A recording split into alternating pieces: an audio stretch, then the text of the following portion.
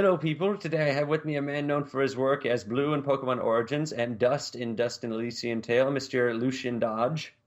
Hello, good to be here. And how are you doing today, my good sir? Oh, I'm doing well overall. I was a little frazzled leading up to this. My computer is in the shop. I'm on a my girlfriend's iPad at the moment. Just computer troubles. Have to take it back for the second time in the past 2 weeks, which is quite frustrating, especially considering that's where I do my work. I record my auditions and sometimes gigs from home. So it's like, ugh! Yeah, not fun. So I have Uh, to scramble to figure out, recording at a friend's place or going into my agent's office to re-record some auditions I didn't get the chance to send out before it wins kapoopy. So, but otherwise, I mean, all is well. Outside of the blue screen on the computer, you're doing very well. Exactly, and so I don't know. Hopefully they'll sort that out in due time. But yes. Hey, and Important this, important thing is I am here. yes, and this is special because this is my 20th interview. So Hey, this is very special. Like Pee Wee Herman was like, ah! The 20th interview, everybody, yeah! hey, that's pretty good. Oh, thank you. I can't. I'm not a very good impressionist.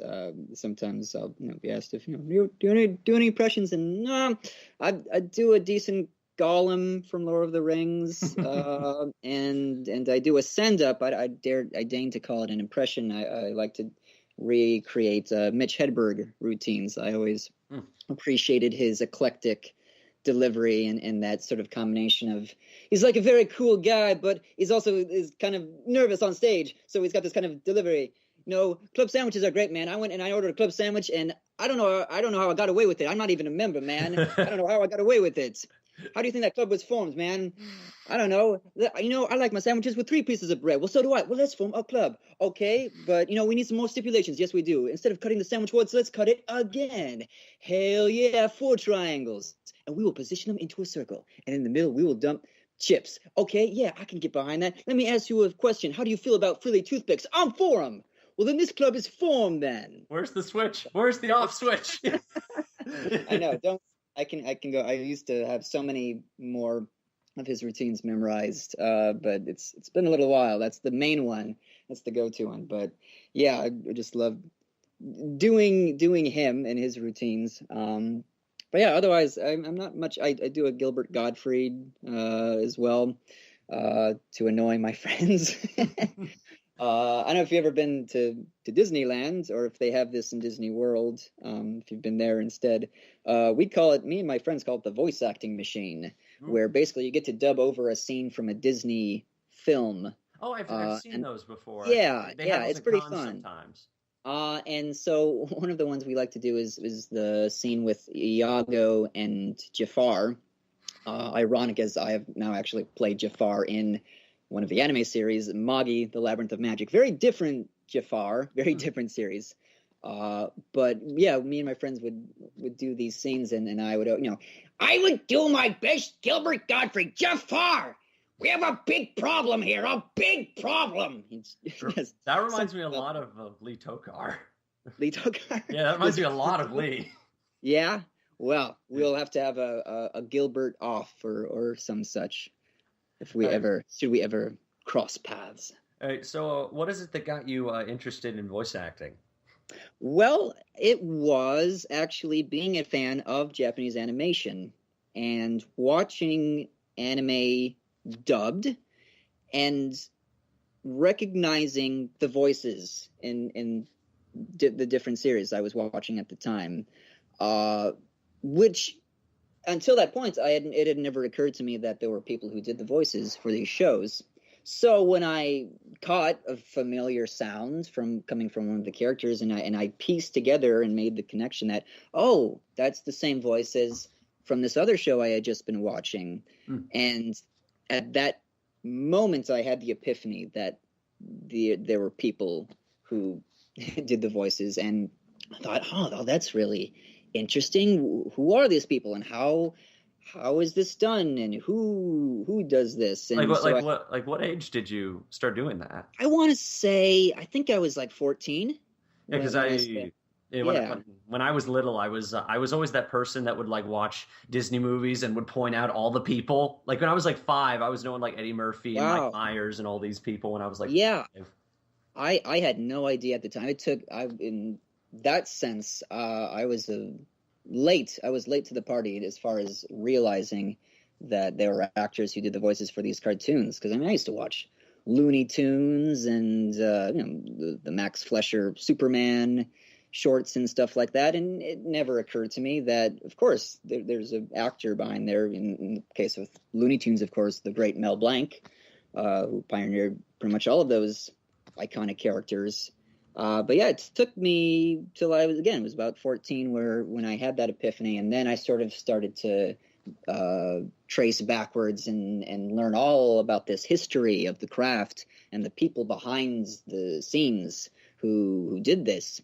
And I had been doing theater in school, and so I was developing my interest in acting through that venue. So then by the time I had the epiphany about voice acting and those two sort of came together, I found it was the best of both worlds. It was a way for me to express myself as a very introverted, shy boy. And also there was a great sense of imagination and play and range which was at my disposal as a voice actor, which was not at my disposal doing stage work in school plays and local theater. As much fun as that was, I often would get cast as the villain roles because of my rather lanky, kind of sharp-featured physique.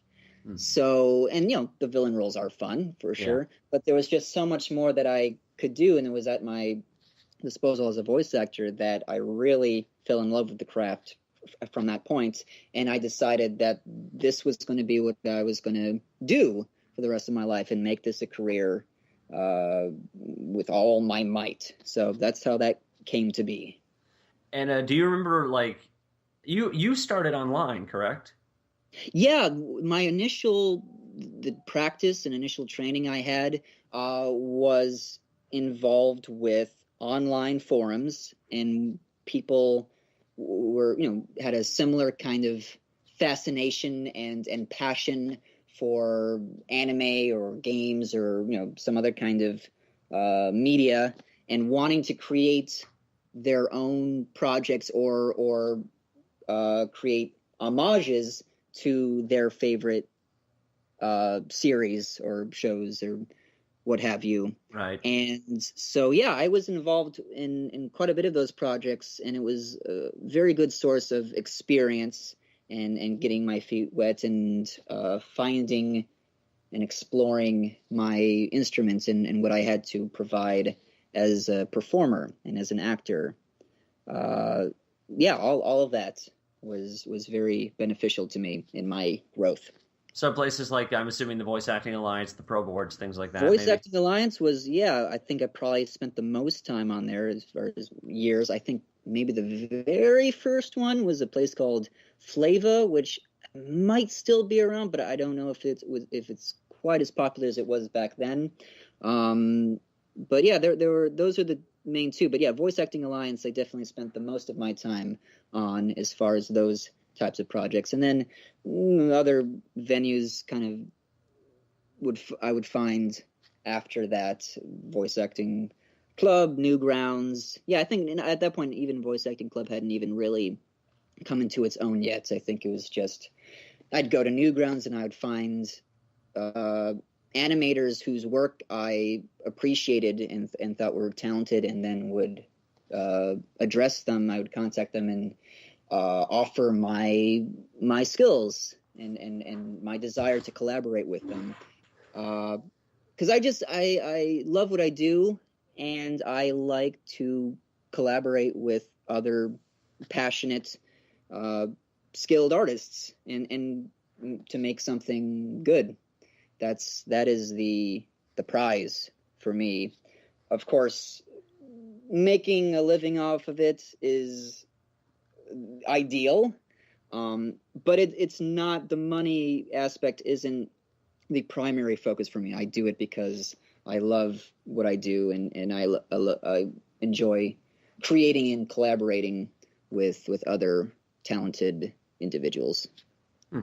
And do you remember like your first professional paying gig? Do you like remember what that was? I'm pretty sure, yes. I believe it was a series of audio drama skits that were produced by a gentleman named Tom Lopez, who was known for producing these audio drama series called the Jack Flanders series, which me and my folks would listen to in the car religiously. We loved the worlds that he would create and the adventures of Jack Flanders and the other characters that would inhabit those worlds. They were just great, great pieces. And I got to befriend this gentleman through a workshop, an annual workshop, which still goes on today, called the National Audio Theater Festivals. And he had come as a guest director, I believe, guest writer. And it was my first time attending this. It was a friend of my mom's who sort of turned us on to this workshop, which took place in the Midwest, and said, this, I think, would be really great for Lucien. This seems right up his alley. And my mom agreed and signed me up for this. And it was my first time being on a plane, I believe, by myself at age 16, I think I was at the time, and going and getting to meet all of these other audio aficionados, writers, directors, actors, and it's where I first met Tom Lopez, and I can't remember how many years after that it was that I believe we're on the bus ride going back to the airport, and we're chatting, and he says to me, so, I've got these audio skits I'm thinking of doing, and I'll need actors. Would you be interested in participating in that? And to me, it's like, yes, of course. This guy who, again, we were such fans of his work, and then asking me if I would be interested in participating in a new project was like, no brainer, duh, of course. So that was the first paid gig I think I ever did. So yeah, it was quite a memorable one for me. Hey, and as like you're doing a lot more professional work. You've been on again Pokemon Origins. You did Dust. You've done Bleach. You've done Fate Zero. You've done several different things. And is there really a difference now compared to like how you did voice acting like back on the Voice Acting Alliance? Well, the main difference is that, of course, when I did projects on forums like the Voice Acting Alliance, that was all done from home, and we, with scarce exceptions, didn't get a whole lot of direction. Usually, get sent the script, record the lines, send them back. If the person producing the project was feeling especially ambitious or picky or what have you, they might ask, could you have this line actually be more angry than sad, or you misinterpreted this part, needed to be more like a question, something like that. But really, it didn't happen too often in my experience in the years I do projects there. Doing anime, professionally in studios, of course, you go to the studio, to a place, and you work in a booth directly with a voice director who gives you feedback in real time, and they will tell you instantly, good, moving on, or change it this way, do this, and you make the adjustment, and you immediately go again until you get it right. So for sure, it's a lot of a sort of faster pace working professionally in the studios that dub the anime than doing it at your own pace at home. Because I know some voice actors are starting to do that a lot more at their house. I think like a lot more of them are starting to do that. For sure. Maybe not so much dubbing work, but as far as like commercials or certainly auditions, more and more are being recorded from home, just because of the way it seems the industry is moving in the digital age. where it is possible now. You can have a nice quality home studio setup for not a gajillion dollars, and you can record high quality audio auditions and send them into your agent's office, without leaving your home. You don't have to drive in traffic and then go there and wait in the waiting room and then go in and do your audition. You can just do it all from home. So that part certainly has become more expedient.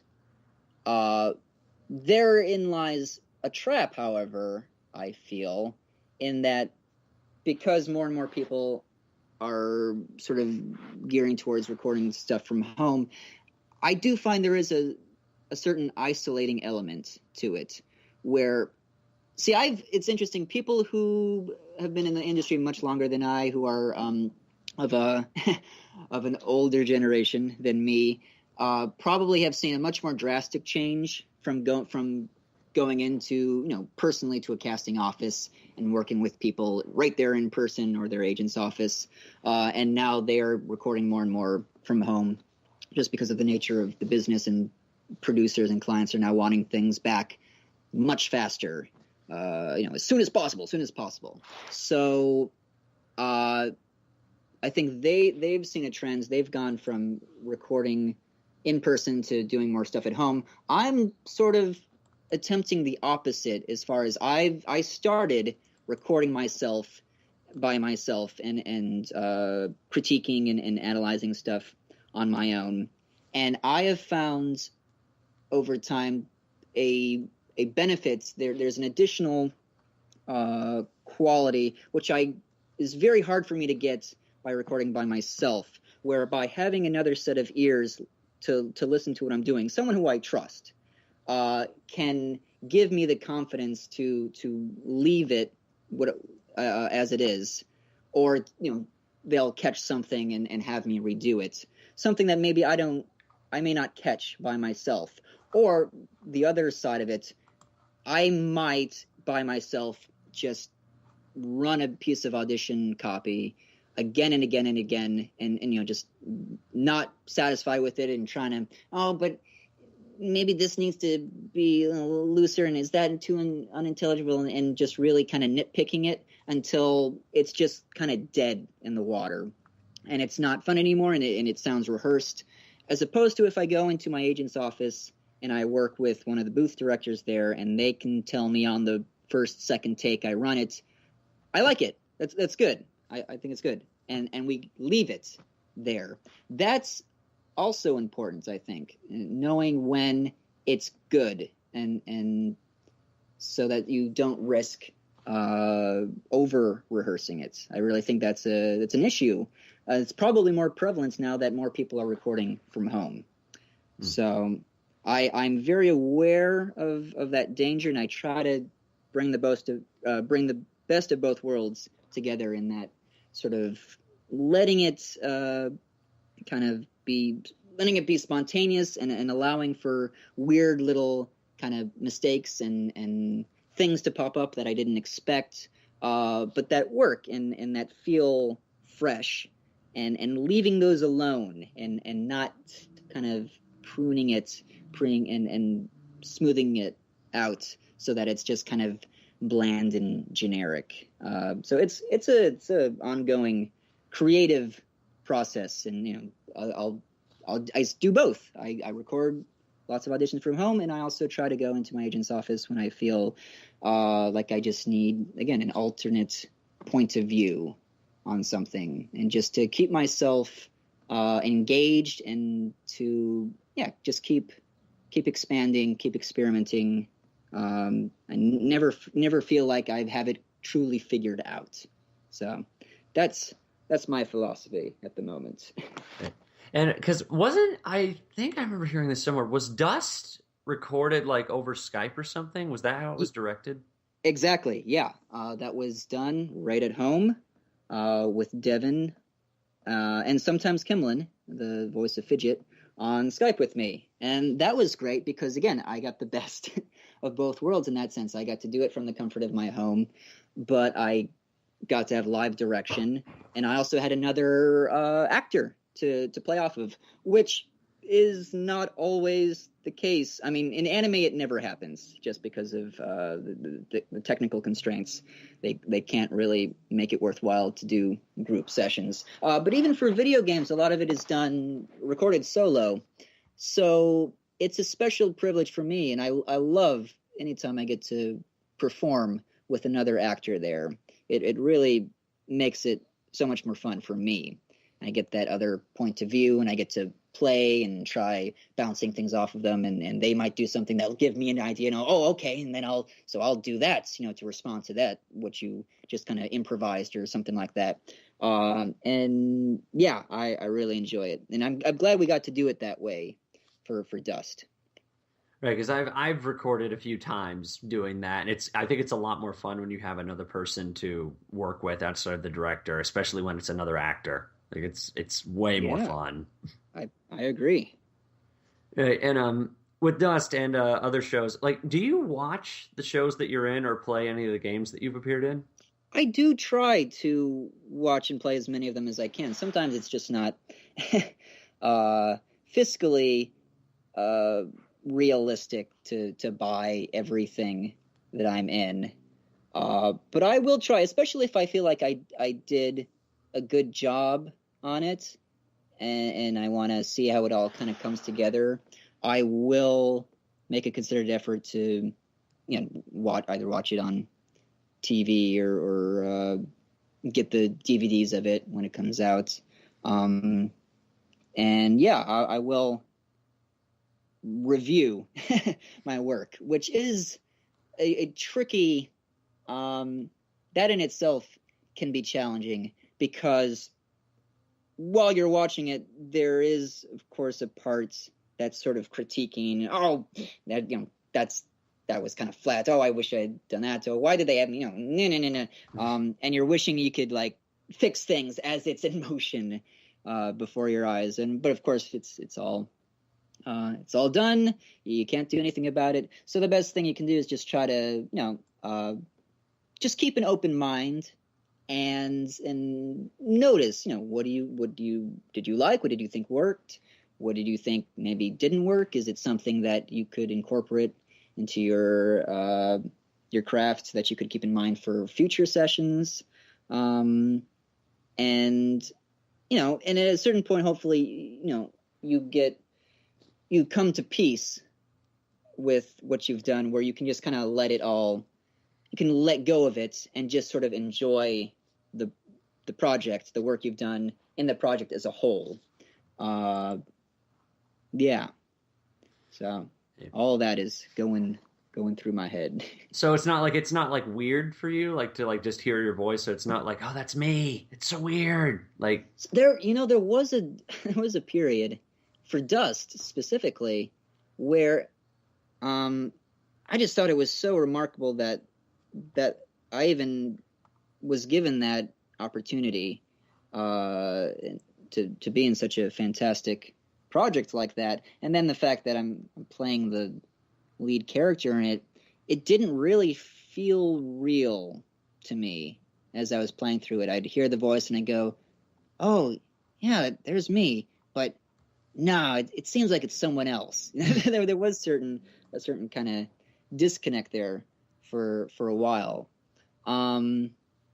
Yeah, that's the biggest example I can think of. It can be a little weird. Right, yeah, because I've recorded a few things before, and I've always thought it is kind of weird to hear myself at times. I don't know what it is. I don't know. I've always asked that question because I like hearing what other voice actors think. Because it's always the same response. It's it was weird at first. Yeah, well, I think it's always weird at first. I mean, even when you lay your voice down for the first time on your whatever tape deck or whatever it is, and play it back, and because you've never heard your voice back before, and so hearing it filtered through again whatever the equipment is, and hearing it back and be like, oh, okay, it can be a little shocking. But I think because, I did a lot of, I experimented and I recorded myself so much early on when I was first getting into it that I just kind of started to get used to it. And I think that's the case with all of us as well, is, at a certain point, you just get used to it like anything else. Yeah. And do you still keep in contact or have kept in contact with some of the people that you knew when you like started out? Well, I'm thinking, I mean, I still talk to Tom Tabui. I remember he was a already quite a big deal on the Voice Acting Alliance when I sort of came onto the scene.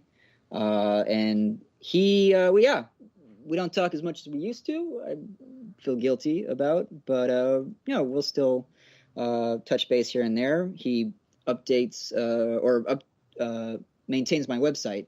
That is, he helped me make my website. And so we're good friends. Edwin Tiong, I've met him here in the States a few times. He's from Australia. Quite a few of those people. Well, my girlfriend, it's funny to think about, but she was on the Voice Acting Alliance as well. And but it wasn't until much later and that we met in person that that relationship sort of took form. But yeah, a lot of those people I even if I'm not in regular contact with, I'll still hear about them or see their names about it and go, oh, cool, yeah, I remember so and so. Perhaps not a Voice Acting Alliance related person, but someone who I befriended early on, who I am still friends with today, is I'll tell the story of how I came to know him. Back when Final Fantasy X first came out, and I was playing that game, and the lead actor of as Tidus, James Arnold Taylor is James Arnold Taylor, exactly. And so that game was a big deal, and he was doing a bunch of interviews on the heels of that game's popularity. So I was listening to these interviews, and he was talking about other projects that he was working on at the time, and he mentioned an Atlanta series doubling for Michael J. Fox. And as he's describing working with these other actors, he mentions one individual named Corey Burton. Ooh. And as he mentions the name, his voice sort of gains this awe and reverence, and he's just lauding praise on Corey Burton and how talented he is. And I thought, I don't know who this Corey Burton is, but if James is speaking so highly of him, and I think James Arnold Taylor is a talented voice actor himself, so I feel like I should know who Corey Burton is. So I went and I looked him up, and I found his IMDb, and my jaw was like, oh, wow, he has done so much. It just truly, like, decades of just stellar, iconic roles in the series, and I was blown away. And I found his message board, and at the time, he maintained a message board. Did I say message board twice? I meant to say I found his website and I found his message board. I may have said that. My brain is...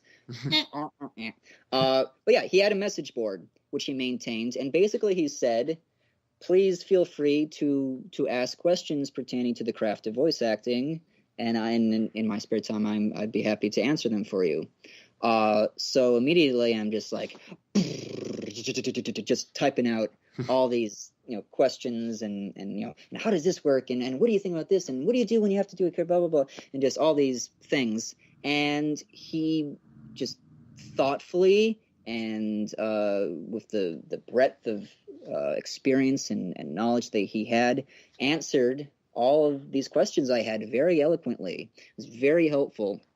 And so we continued this sort of back and forth through his message board. There wasn't just me. There were a few other people, a small group of people, also very passionate and interested in the craft. But this continued for a little while, and our correspondence had moved from message boards, and eventually I think we corresponded through email from time to time. And then at one point, Corey said to me in an email, hey, why don't you just call me at home and we can talk, about Wow. the craft? And I was like, huh? What do you You mean? trust me that much? Really? Yeah, he did. But I couldn't believe it. To me, that would be like if an aspiring film actor got a call, or was told by Tom Hanks, "Hey, here's my phone number. Call me at home, and we'll talk about acting on camera." And just like, what are you talking about? So that was a huge deal, and so I did. I called him, and that started on what would become a very fruitful, close relationship with this gentleman, and he's been really instrumental in helping me cultivate my craft and career, and just been helpful and honest, and giving me feedback. And he's become a really true close friend of mine, and I'm proud to say that I know him. So that is my story. How I came to know Corey Burton. And thank you so much for letting me interview you. Oh, no problem. Is there any advice you can give to people interested in becoming voice actors?